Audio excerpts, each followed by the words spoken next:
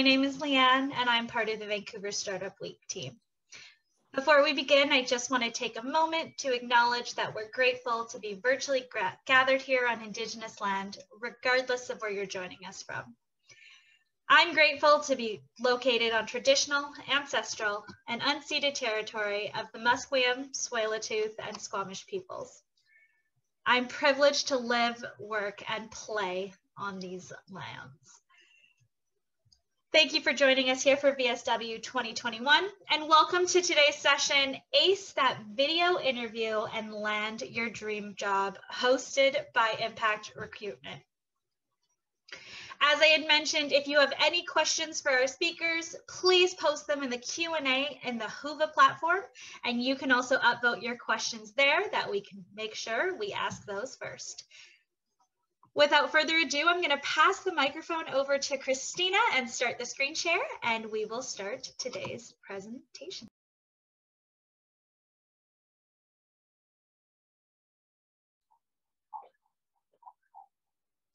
Hi, Leanne. Thanks so much for that amazing introduction.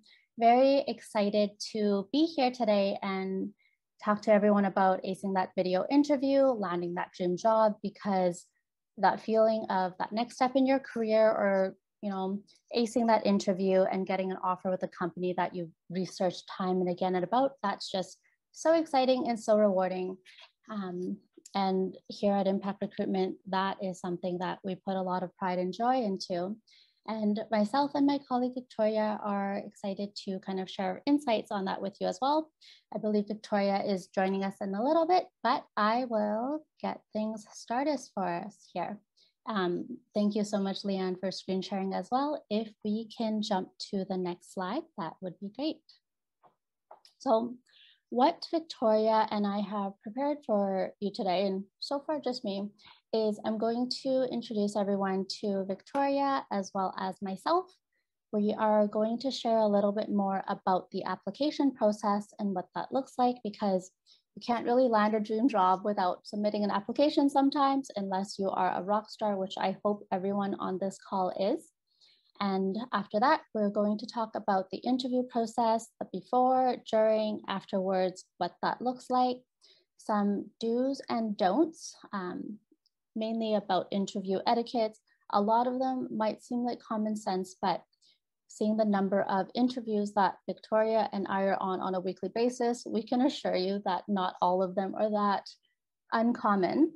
We want to share some additional tips with everyone joining us today, go through some common questions, and then we will follow that up with some Q&A. So Victoria, perfect timing. We are just about to head into introductions.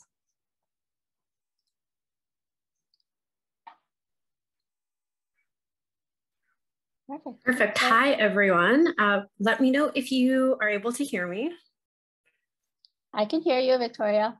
Perfect. Thanks so much, Christina. Really excited to be here speaking to everyone today about their interviewing, especially now that it's virtual. I know it's looking a little bit different, but we want to make sure you guys are prepared and confident when you are doing those interviews. So just to introduce myself, my name is Victoria Jones. I'm the HR and talent manager at Impact. I started at Impact in a recruitment desk. So lots of experience with interviewing for candidates and clients. And I moved into our HR department shortly after that. Okay. So that's Victoria, which I'm very, very happy to work with. She brings so much joy into my life and my work life every single day. And myself, again, my name is Christina. I look after the IT division here at Impact. And I've been doing recruitment for a little over 7 years in the agency world, at least. And then in-house before that, I manage a team of recruiters and business developers. So every day I get to hear about their stories, talking to clients, talking to candidates, and Victoria and I will go on to share the rest of those tips with you now. So on to the next slide. Just want to tell everyone a little bit about Impact Recruitment as well. So Victoria has introduced herself. I've shared a little bit with my background with everyone as well. But why are we qualified to talk about the, how to ace that interview and what the tips and tricks are? And that's because we work at Impact Recruitment. So Impact is operating all across Canada, and we strive to match people to top employers. We are currently ranked as one of the fastest growing companies in the country, and we attribute a lot of our success to, the level of quality that we provide to those that engage with us. Our core values listed here: quality, integrity, honesty, all part of everything that we do. And in short, we're passionate about matching exceptional talent with exciting new opportunities. And that is why the tips that we have to share with everyone today can be quite valuable, because every week we sit in a lot of interviews. So I'm going to pass it off to Victoria again to talk about the application process. And next slide, please. Awesome. Thanks so much, Christina, for handing that over. So for the application process, before you get to the interview, you're, of course, applying to a job. So there's a few steps there that are actually really important to when you get to the interview process that you want to make sure you're thinking through, doing well. And the 3 points here are self-reflection, narrowing the focus, and finding the job. So first point of self-reflection. Before you start applying to a job, and of course you're looking for one, and that's totally fine, but you want to make sure you're narrowing your focus a little bit. So what that means is thinking through what it is you want to see for your career and how you'll get there and through what job. So before just hitting send all through every company, every posting that you see, we want to make sure you're thinking through them and reading through them as well. So it might take a little bit more time, but it's definitely worth it to read through the job description, read through the company as well, and really see if that aligns with you. You might not be making as many applications, but when you're really tailoring them to the company that you're looking for, and if it's suitable to your career goals as well, you'll be a lot better off than if you just kind of send them out to everywhere without putting too much thought into it. So in terms of narrowing the focus, this is when you think through the job that you want, but also the type of company you want to work in. So for jobs, I assume that you have an idea of what you are looking for and also what your experience are suited to. So first off, we want to think through the types of companies that you're applying to. The first big difference between the companies that you'll see is a product versus service company. So for these types, you want to see what closer aligns and what are you most interested in, and do some research on those companies as well. Okay. The next point is whether it's a startup or an established company. So with that, the environment that you'll be working in, growth opportunities could look very different depending on the type of company. Typically for startups, there's a better chance that you'll have the opportunity to wear different hats. You might be able to dabble in a few different things because it's a smaller company and it's probably still getting its footing. So if that's something that's interesting to you, definitely head towards that. If you're looking for something that's a bit more established, something that has clear, guidelines, clear mentorship, clear systems that you can follow and learn, an established company is probably better suited to that. And then the last point on here is company culture. So this is something, especially in HR, we hear a lot, company culture. It almost becomes like this term that might have lost its meaning a little bit, but essentially what it means is the culture of the company and how that relates back to you. So usually company website is a great way to see that. Every company will say they have the best company culture. They're great. Everyone likes each other. Those are kind of the given facts that maybe even if they're not true, they won't say anything to the contrary of that. That being said, the things that they're outlining as the positives still might differ. So you might be someone who's really looking for a company to be charitable and be really focused on giving back to the community, in which case that's something that you would be looking forward to.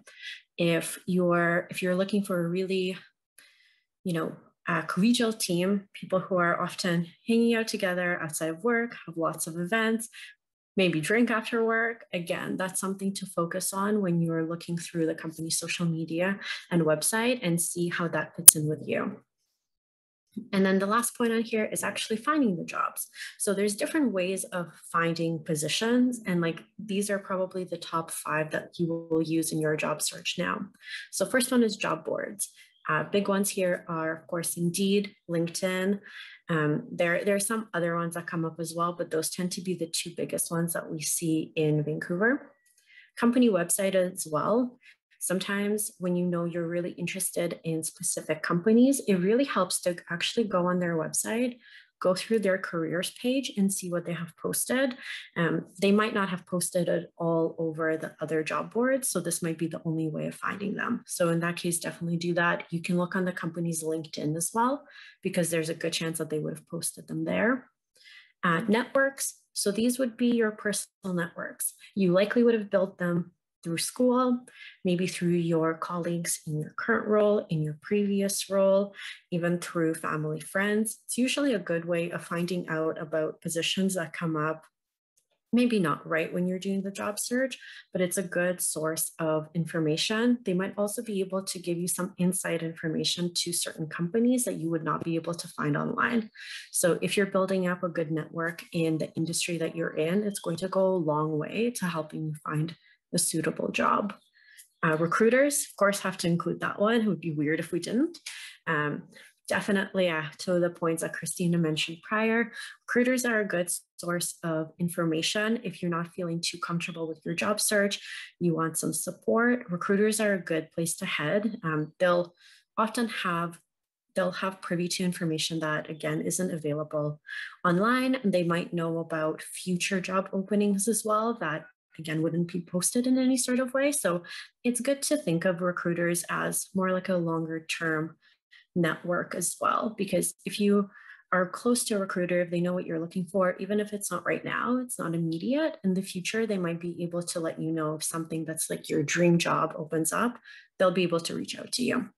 And then the last point on here is associations. So again, these could be through your school, they could be industry associations. I mean, you guys are part of this, so obviously you're aware of that being in existence. So that's something that's good to look through as well for job openings and talk to people who are involved in that. And next slide, please. So in terms of how to complete your application, a few points on here. So the first thing that you'll likely be sending, whether that's through LinkedIn, through a job board, through the company's website, is your resume. It's kind of a snapshot of your entire experience. I won't go into too much detail with this. I'm sure you're all very well aware of how to format a resume, especially being in the industry that you're in, but there's just a few key points to kind of keep in mind. So 3 pillars of resumes, as we say, and of your application in general, is education, experience, and personality. Personality is obviously subjective, and as much as you can convey it through a resume, potentially through formatting and editing and proofreading, that's the organized aspect of your personality. The rest are very clearly stated in your resume. So make sure you really outline clearly what your education was, what your major was, if there were any notable credentials that you had from that, if you won any contests, if you were on the honor roll, if you had a high GPA, all of that is definitely worth including in your resume because it'll just make you stand out a little bit in comparison to someone who has a similar degree, but maybe not those credentials. And then experience. So for experience, you want to make sure that you're giving clear points of what you actually did in the role. So if there's anything that you can use numbers for, number of projects, number of things that you completed, if there was something that you improved and you can quantify it, that should be kind of the top part there. If that doesn't apply to your role, that's completely fine, but you just want to make sure it's really clear what you did in your position. Cover letter. So this is something I think we've seen less and less over the last couple of years. For the most part, a resume will be sufficient for your application. There are times that you might be asked for a cover letter, in which case the things I'll say in it, a cover letter should be a little bit different from your resume. It shouldn't just repeat your resume entirely, and it should be tailored to the company specifically. So it doesn't have to be long, but you want to point out the job description that you're reading from the company, and you want to mirror that a little bit in your experience and just address the things that you have that they're looking for in that cover letter, even if it's quite short. If you're not asked for it, it's completely fine to send just your resume. And then the last point on this part is social media and Googling yourself. So social media, including LinkedIn, you want to make sure your LinkedIn matches your resume, because I'm sure I'm not the only one. I've definitely seen resumes and LinkedIn not match in terms of dates, position titles, and your hiring manager will definitely see that. It might be a little bit of a red flag. So if it's something that's overlooked, you just want to make sure that they're matching and they're identical. Otherwise, Googling yourself helps. Sometimes companies will do a social media check. So if you want to keep certain things private, make sure your social media is set to private and nothing strange is coming up when you're Googling yourself. Sending the application, so a few points on here, and all of these kind of come down to attention to detail, honestly.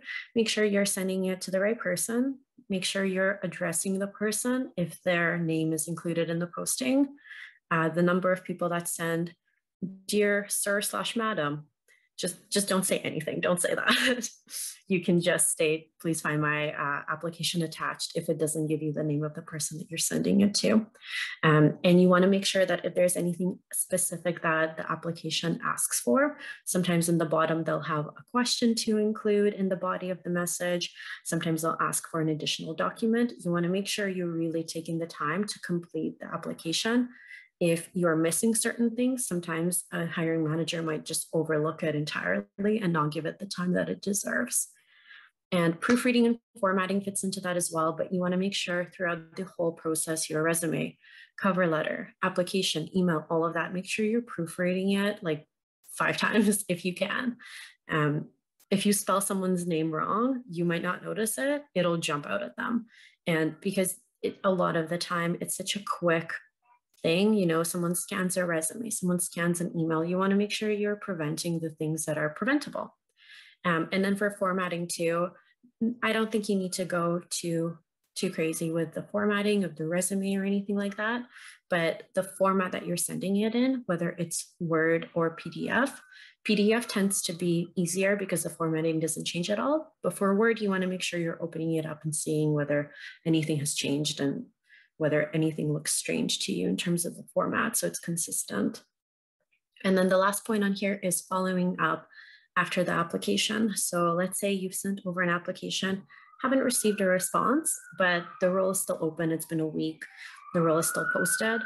I don't think there's any issue with you following up to that role. You can follow up to the same person that you applied to. Sometimes your application could have just gotten kind of lost and someone might have not noticed it. And doing that extra little nudge will be enough for the person to say, oh, wait, yeah, you are suitable for this. Let's chat. And if not, maybe you're not suitable or they're moving forward with someone else. So definitely don't take it personal if you don't hear back from every application. But I think following up once or reapplying once is completely fine because no one is perfect. And then if we could go to the next slide, please. Awesome. So interview process. So let's say you've sent in your application, it looks good, you've gotten a call back and you've had a quick chat and now you're getting ready for the interview. So first thing you want to do is make sure you've confirmed all the details of that interview. That includes when it is, who it's with, so you can do a little bit of research as well before your interview. And you want to make sure you know exactly how it's being conducted. So now especially, could be a phone interview, could be a video interview, clarify when they will be sending the link. In case there are any issues with it, you can test that out before. And in case you don't receive the link and you know you should a day before, you can follow up as well. So just have all those details really clear so that you're not stressing out about it beforehand. Second thing you want to do is research the company and the job. So you might have forgotten a little bit about the company and the position since you applied to it, since you were likely applying to multiple positions. You want to go back, read through the company website, look at their social media, specifically LinkedIn, and look through the job description as well, so that it helps you tailor your answers to the job that you are applying for.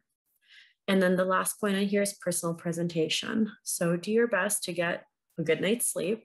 It's a little bit easier if you are doing it virtually because you can control the things around you. Likely won't take as much time, but you do want to make sure that you're looking presentable. You probably know what the company culture is either way, but we always say dress to impress. Even if it's more of a casual environment, it will never look bad if you're dressed up for the interview. It just looks like you put effort into it, which is great to see. And then make sure whatever is behind you looks somewhat professional. There's nothing glaringly offensive or even messy. Like, you want to make sure there's nothing distracting from yourself during the interview. Okay. During the interview, so there's questions that you'll be asked, and then there's questions you will ask at the end of the interview. And I'll preface this by saying, at the end, once you're asked, do you have any questions? You should never say no. It's a big no-no. You should always have questions, just so you can continue the conversation with the person interviewing you and also convey your interest. So in terms of the questions that you'll be asked, there's usually a few different types, I'll say. So the first type is usually questions about your experience. For answering this, you want to make sure you're really clear. You know very well what you did. So you want to maybe even reread your resume, reread the job description quickly before your call, so that it's kind of fresh in your mind and you can answer it in a clear way. We obviously know what we do in a job, but sometimes when we're asked, it can be almost hard to describe. You're like, I know I do a lot of things, but what do I actually do? So you want to make sure those are really well prepped. If you have examples of projects you worked on, so you can kind of spit them out very clearly to the person, that will go a long way. You might be asked hypothetical questions or questions about how you would handle a situation or a situation that you've had in the past and how you handled it. These tend to be the hardest to answer because you really have to think in the moment. And if you're a little bit nervous, you might not have the answer come to you. So if you're asked a question like that, take a deep breath. If you need a moment to think about it, just ask for that. That's completely fine. And when you're giving your answer, you again want to be concise and you want to convey a message that of your personality with that answer, because that's kind of what those questions are there for. They want to see, what are you like? What's important to you? How do you handle situations? And how have you done that in the past? So try to come up with realistic examples, and the more details you can provide, type of project, number of people you worked with, all of that will help them have a really clear idea of what you're talking about. And then another question you'll probably be asked is, why do you want to work here? What do you know about us? Why are you even applying? So that's when the research part comes into it. You want to make sure that you have done a little bit of research on the company. You don't need to memorize like the year it was founded and the date and anything else like that, but you want to get a good feel for what the company does, what are their values, and what's the thing that makes them stand out, because that's probably the thing they're looking for you to touch on. And then the last part will be, why do we want you? Why do we want you to work here? So for that one as well, you want to make sure you're kind of towing the line of being confident, but still humble and open to learning. You don't want to be selling yourself short, but you also don't want to come across as someone who knows everything already and nothing is left to learn.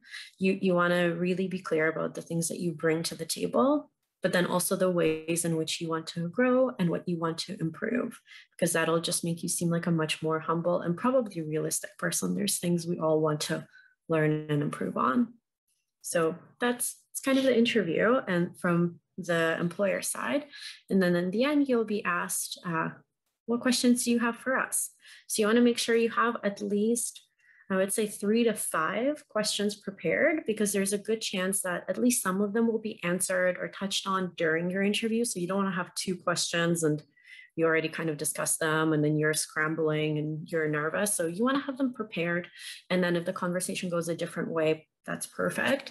But the questions you want to ask, you don't want them to be anything too generic or specific, like what does this company do, right? Like things that you could have potentially looked up yourself. You don't want to ask them that. You can make that information known, but you want to ask them something a little bit more personal that you wouldn't be able to gather from research. So you could ask them about the team, what the team dynamic is like, kind of personality would fit into the team, what the growth of the company looks like. Anything like that would be really good to know. For growth opportunities as well, because this is something that comes up. You you want to, if you are looking for a position where you want to grow, and that's probably most of you, you do want to convey that, but you want to do it in a careful way of not making it seem like you want growth right off the bat. Like you would come into this role and right away you would want to switch to a different role, because for the most part, the employer is looking for you to do the job that you've applied for, at least for, year or two, depending on what their timelines are. So you want to convey that you are happy to perform that role, but you are also interested in growth and what that looks like. And typically employers do want someone to stay with them long-term and contribute to their team. So that's a good question as well. You don't want to ask questions too specifically about salary, vacation on your first interview, because it might deter from the focus of the interview. If it seems like the only thing you're focused on are those details, we all know they're important. Like we go to job to get paid essentially, but you want to make sure that you're focused more on the actual role, team, and then those details as they come forward, probably after the second interview or closer to the offer stage, those details, of course, should come up at that point, and you're more than welcome to bring them up at that point. So that's kind of during the interview. After the interview, only tip here really is to send a thank you note. I would say within 24 hours, you want to follow up with the person that you interviewed and drop them a line. Something, it doesn't have to be long, but it should be more or less thorough, shouldn't be too generic. And if there's something from your conversation that you can touch on in the note, if there's anything you want to expand on that you didn't feel like you got a chance to, maybe you left the interview and you're like, oh, I didn't mention I had this one software skill, add that in there as well and leave it at that. Next slide, please. And I'm going to pass it over to Christina to go through a few do's and don'ts and share some personal stories. Oh, thank you so much, Victoria. For those listening, Victoria is actually very humble about the experience that she just shared with everyone. Victoria actually gives presentations to a lot of universities, colleges, as well as associations. And the times we've gotten feedback on how much her advice has helped, it's really a proud moment to know that you're able to tell someone to prepare questions before an interview and then having them give you really good feedback. It's like, oh, I asked my hiring manager this and they were really surprised. So everything said there is golden when it comes to interview prep. So thank you, Victoria. Gonna make me blush. This is part of our culture. For interview etiquette, do's and don'ts, I actually had to Google how to spell do's and don'ts because it turns out there's multiple ways and it's just a preference. So I thought I would share that fun tip with everyone. But when it comes to interviews, a lot of times it's, share your personality, answer questions, but there are things that you should definitely look out for. So the first don't is don't be late. Our parents have probably been telling us this since we were 5 years old. Don't be late, don't do this. But that is something that is very important because that's the first impression that you do make in any situation. So that's the first tip. Second tip, don't fidget. We all have a fidgeting thing that we do, whether it's playing with our hair, swinging in a chair. In person, you can see it a lot. And people do notice when it's virtual, I have seen people swing side to side on their chair and I actually got dizzy. So whatever the fidget is, sometimes if you don't know, you can ask your friends, hey, last time I was on that virtual meeting with you, was there something that I did that was a little annoying that you can point out to me? And once you know what it is, you can be more aware and try to stop yourself from doing it. If you know you like to pull your fingers, maybe have it off the screen. That way no one will know. If it's in person, pull your fingers under the table. No one will know that neither. So once you're aware, you can make some adjustments. Don't get too personal. This one is it's a double-edged sword because you do want to display your personality, but you don't want to get too personal in the sense that you make your interviewers or the people in the room with you a bit uncomfortable. So if you want to, share that, hey, I really like wine and, last summer I went on a great wine tour, that's great, that's fun. If it's something that is a bit on the more morbid side, it probably should be left out of the interview conversation. Don't disclose confidential information. Sometimes when we are talking about our previous experience, we want to seem extra credible. So we'll talk about this amazing multi-million-dollar project that we worked on, or all these clients that we've serviced. But the danger in disclosing confidential information is if you're so liberally disclosing confidential information of your previous employers, what's to say that when you're not happy with this employer, you'll also disclose their information? So that is a major, major red flag. If you are in this situation, you can say like, you know what, I can't tell you the client name and I can't really tell numbers, but I can speak in specifics or in general terms, if that's okay. So then they may actually respect you more because you're being discreet in that information. You're not trying to hold things back, you're just being respectful. So onto the fun side of things that you should do, have questions prepared beforehand, kind of like what Victoria said. So very important. Similar to how we interview a lot of people on a weekly basis, we actually talk to a lot of hiring managers on a daily, weekly, annual basis. And I think I can confidently say that most of them have told me that if a candidate doesn't have questions prepared at the end, that is going to be a no.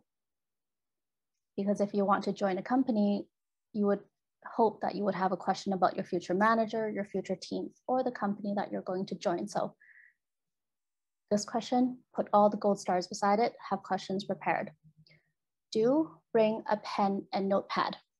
I've had people ask me why, because it's like, oh, I can take notes on my tablet. I can take notes on my phone. It shows that I'm being green.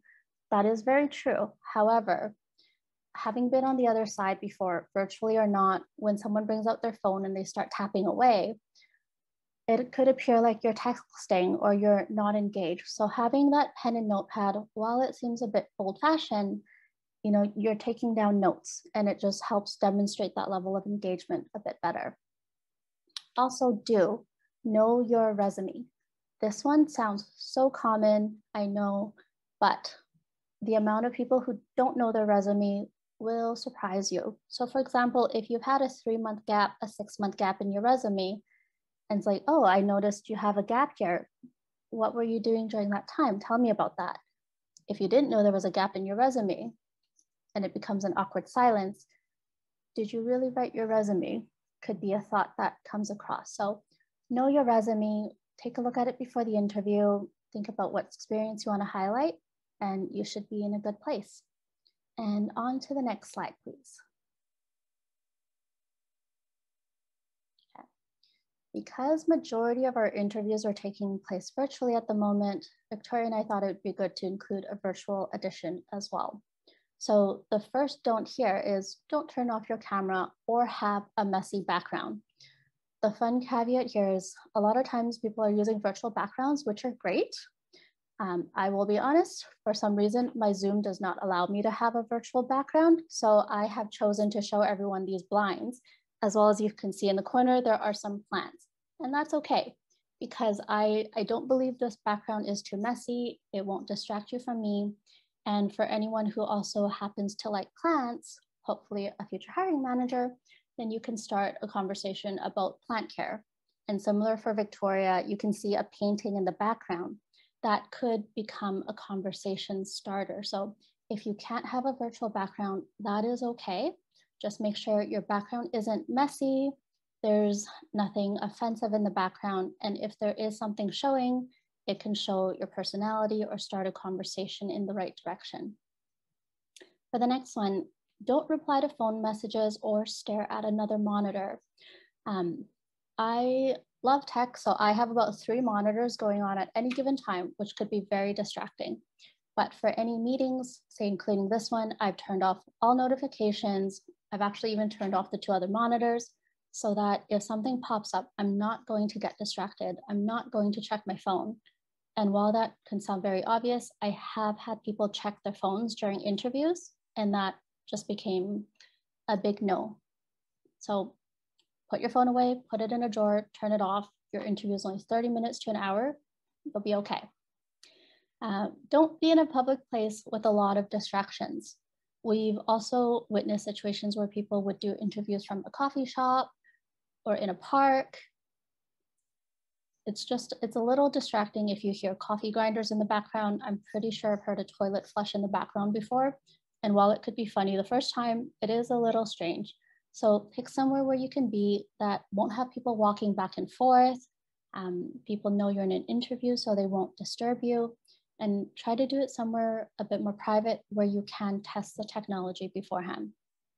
So going on to the next point, which is do not disturb your phone in applications. This is a repeat, I know, but the amount of times we've seen it is why we keep repeating this fact. Do test your technology beforehand. Is your internet fast enough? Is your mic connected? Is your video going to show? Will it be blurry? If you test all that out beforehand, when you go to the interview, you will be more confident as well, because you won't be thinking about, okay, what if my internet's not fast enough? So there's that. And then last but not least, do have a backup plan.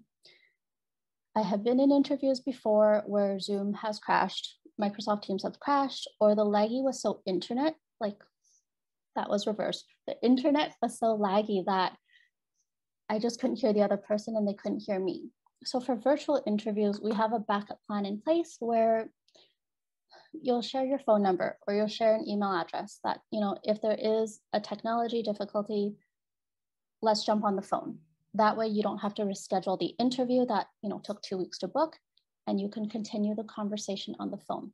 The key thing there is you guys would have seen face-to-face, so it's still going to be personable. So here's the virtual editions of do's and don'ts to ace your interview. And on to the next slide. We have some additional tips here because, interviewing, it's complex because we've all done it before. Sometimes people are like, oh no, you're just interviewing, it's a meeting, it's simple. That isn't true, it's intimidating. And it's a two-way street. As much as you're trying to impress your hiring manager, they also need to be able to impress you for you to want to join that company. So here are some additional tips on how to ace that interview.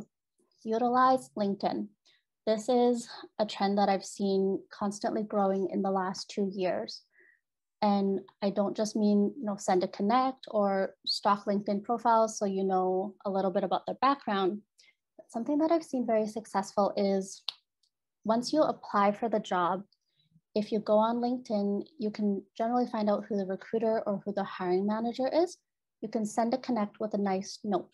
So it's like, hi, Christina, recently saw this post about impact, really interested about the company. I've applied for this position, hope to have the chance to speak to you. It just shows that you've gone the additional mile to do that research and you didn't just click apply and hope for good things to happen.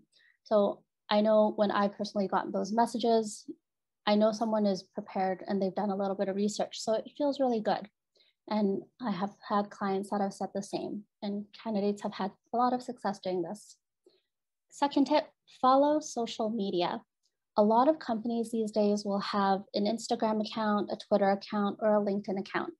And if their company news isn't coming out on a news feed somewhere else, they will post it in their social medias, so you stay the most up to date with what's happening in that company. So that's a really good tip. I actually got that from a candidate, so happy to share that with everyone today. Another tip is, can you get a referral? Applying for jobs is hard enough, but do you know anyone at the company who can maybe get your resume at the top of the list? Sounds common, but a lot of times we're afraid to ask for help, burden our friends, or ask someone in our network, but it is something that will get you noticed. And last but not least, have your references ready. These days, when something is moving fast, it can move very, very fast.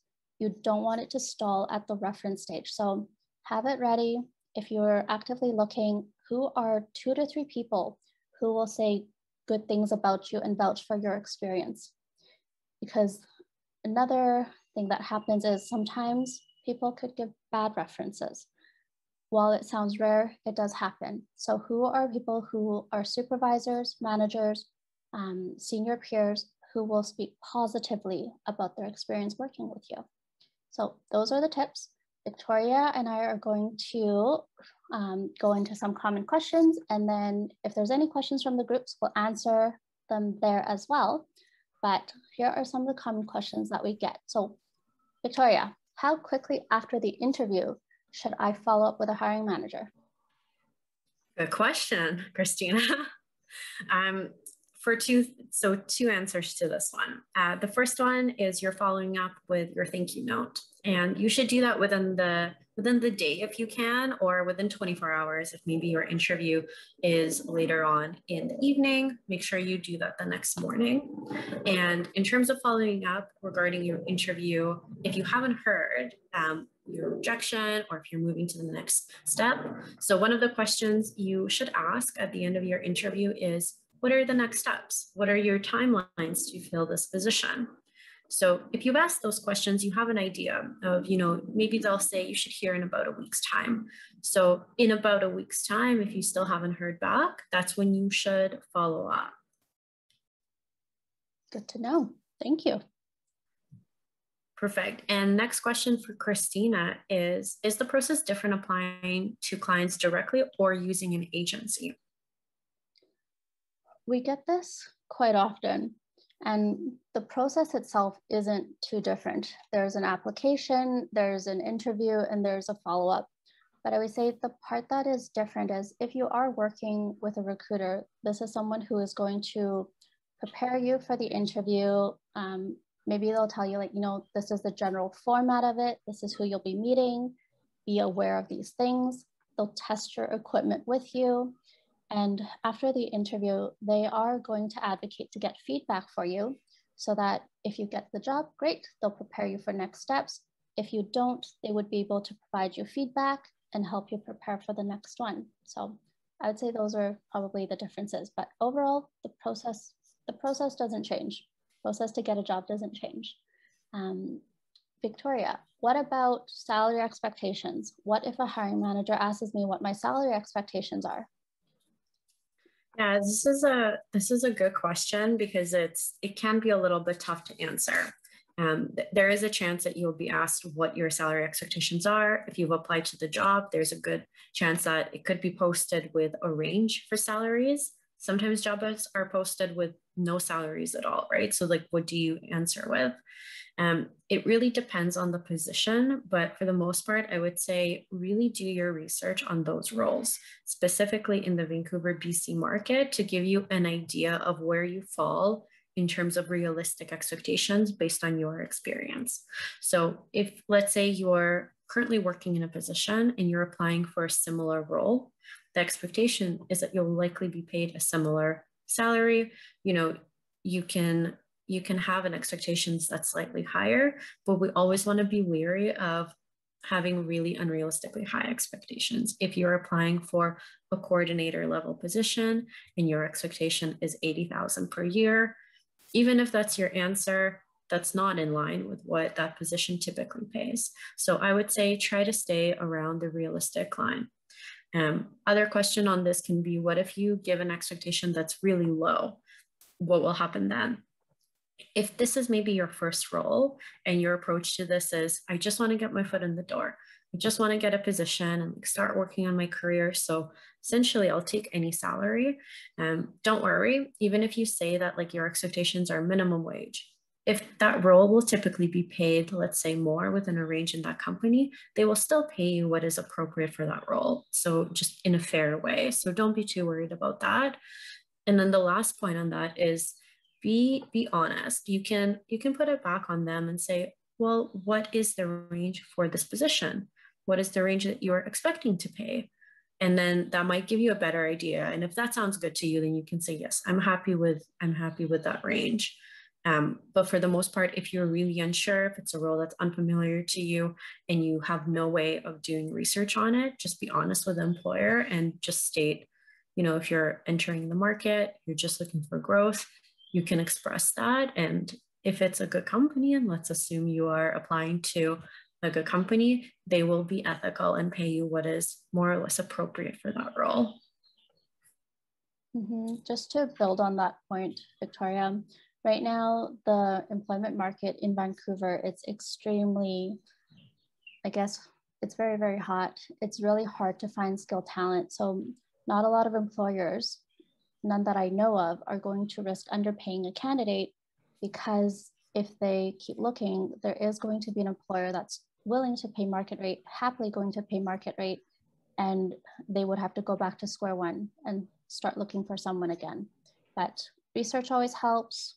If in doubt, talk to a recruiter. What is my skill set worth in the market these days? And they'd be able to help you out with that. Definitely good points. Next question here is, do I need a portfolio? I've mainly come across this question more in the IT market with graphic designers, UX, UI designers. For those positions, I've almost 100%, I've had employers ask for portfolios or websites to see a demonstration of their work. The one that is a bit trickier is, say, software developers. Good thing about those interviews is there's usually a technical test, because not every developer has a portfolio. In fact, sometimes it's not what it's called, but some employers will ask if they have GitHub to see if they can see any of the code demonstrations online. So it kind of varies on a case by case. And if you don't have one, speak to the employer to see if there's anything else that you can provide. Perhaps it's whiteboarding, but if you are good at communication, you can always find a way. And last but not least, this one is a new question: recorded interviews. Yeah, this is definitely something that's very, very new, but I think that's half of our presentation is focused on that. There is a practice starting to happen now where HR is asking if it's okay to record your interview. So purpose for that is usually so that they have a reference, but also so that the other hiring manager or other department head can take a look at that for time, essentially easing time and their commitments. So for the most part, this is normal. It's not anything unusual. It's becoming a really, really common practice. For the most part, you should be comfortable for that to happen, because it likely will be the same HR team that's looking at that, or it would be the manager that you're reporting into. If for some reason you are really uncomfortable with having that interview be recorded, our advice is to potentially ask if you can turn your camera off and conduct the interview that way, if that makes you feel more comfortable. But rest assured that this is becoming similar to those calls when they say we're recording for quality assurance, becoming similar to that. Good to know. I will get ready to be recorded. But that brings us to our last slide and the end of our presentation today. If there's any questions that we can answer from the group, we are happy to do that here.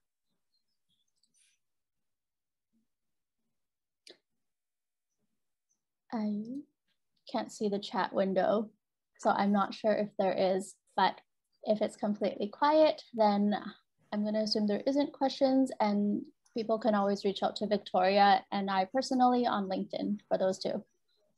Perfect. I'm just going to drop my screen share and I will pull forward all of the questions that we've received so far and have the two of you respond to the questions that we have.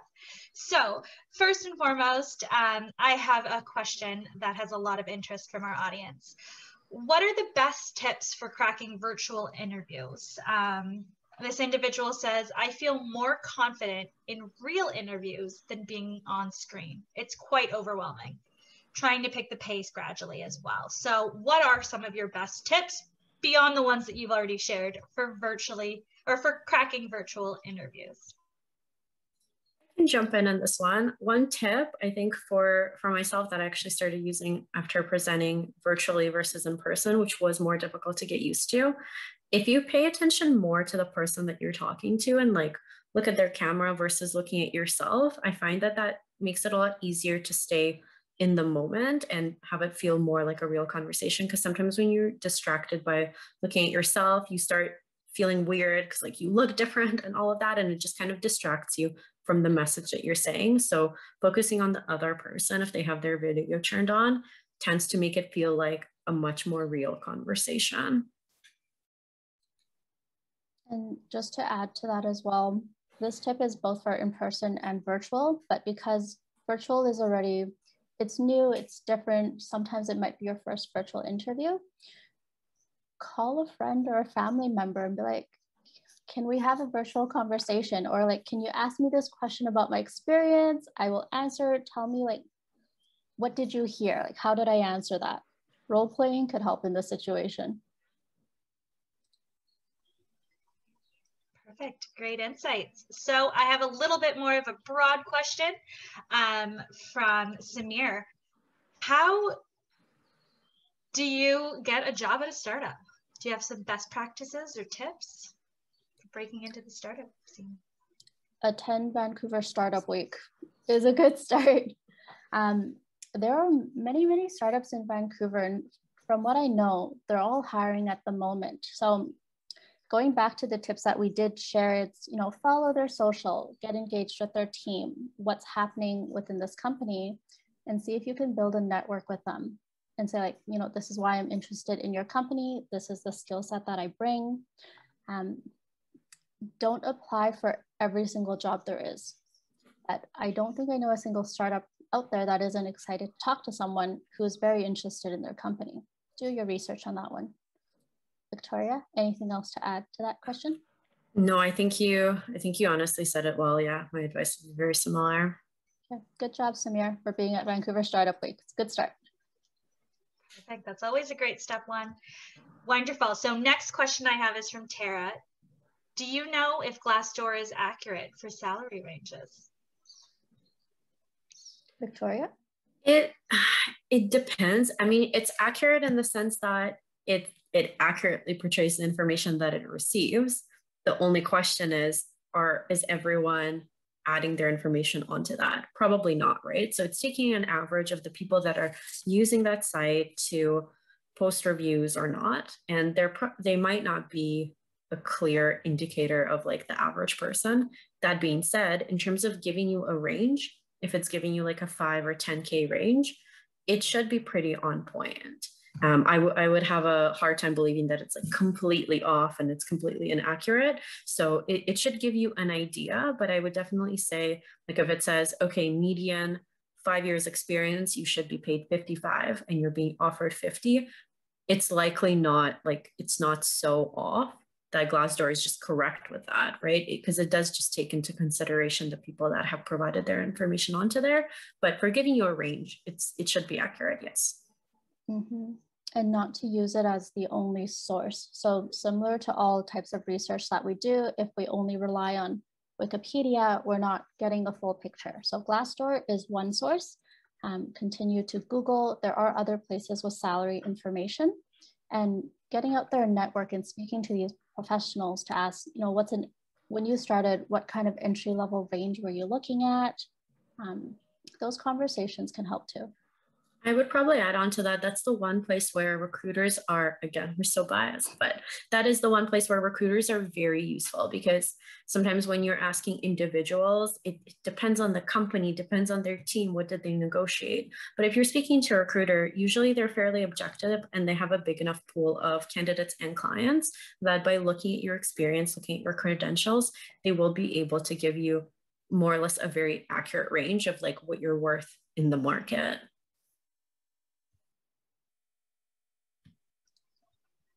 Perfect. And then I have another question here. So it might be a little bit of a longer response, but what do you look for in a cover letter in particular? Do you want to hear our story, or do you want to hear about our skills? I haven't seen a cover letter in, I'm going to say the last 4 years. So I'm going to pass this to Victoria. I would say I've seen cover letters. Sometimes unsolicited ones, which is totally fine. If you're including extra things in your application, that's good. The only thing I would say, it's an extra room to make mistakes. So just definitely proofread that. But in terms of what I would want to see in the content, either of those is good. I think it would just be important to tailor it to the company. And even if it's as specific as you have the company's name in the beginning, if you know the hiring manager's name, you include their name. And in the body of the message, you're including something about, you know, your company is looking for a person to do this, or your company is looking for this level of experience. I have it. That's to me, that's perfect. And if there's an extra story on that, if there's extra experience, that's great to add as well. But as long as you're hitting some point that's specific to that company, then you're probably already like above the competition a little bit. Mm-hmm. Perfect. That's great to hear. So I personally like to end these sessions off with one final question for each of you. If you have one last bit, one trick, one tip that to leave with this group that we have here today, what is that one bit of feedback or tip for them to consider? My tip, this might be very cheesy and very vague, but be yourself. Like, be confident in yourself and bring your own personality to the interview. There's obviously tips and tricks and things you can do to improve some answers, but at the end of the day, you just want to be really genuine to who you actually are, what your experiences are, what you're looking for in a setting. Like, think of yourself, but maybe like a little more professional than you are on a daily basis. You want to be confident in that. And that honesty extends even to saying, like, if you're nervous or the virtual interview is a weird method for you to do, calling that out sometimes, like saying, I'm nervous, it makes such a big difference. The hiring manager will empathize with you. They'll understand, because that's how most people are. And it almost like takes the elephant out of the room, and you can just focus on like the conversation versus the nerves or anything like that might get in the way of you answering a question accurately or portraying yourself accurately. I wish I weren't first, because that's such a great tip. My tip is very similar in being yourself, but be aware of the energy that you're bringing to the interview. You may have heard before, if it's a phone interview, if it's a virtual interview, if you're smiling when you're talking, people can hear that. So if it's a phone interview and you're sharing a good experience or a really proud accomplishment, smile when you recall that, because people will hear that through your voice if you can't see them, if it's not virtual. Of course, if it's a virtual setting, don't be so excited that you're bouncing out of your seat, although that would make a good interview story. But what is the energy that you're bringing? Are you just being monotone, which might not be as exciting, and it won't demonstrate that you're excited? So be yourself, be aware of your energy. Good days. Perfect. I see that we have one last question that snuck in, but I'm also taking a look at the time. So I will kind of take that as the opportunity, because I don't think we'll be able to answer that question in full, but definitely recommend Jaden to reach out to our two speakers through the Whova platform to see if they can answer your questions specific to some tips and tricks to actually get that someone to interview you from that application. Without further ado, I would like to say thank you to the team at Impact Recruitment. Thank you to our attendees for joining today's session.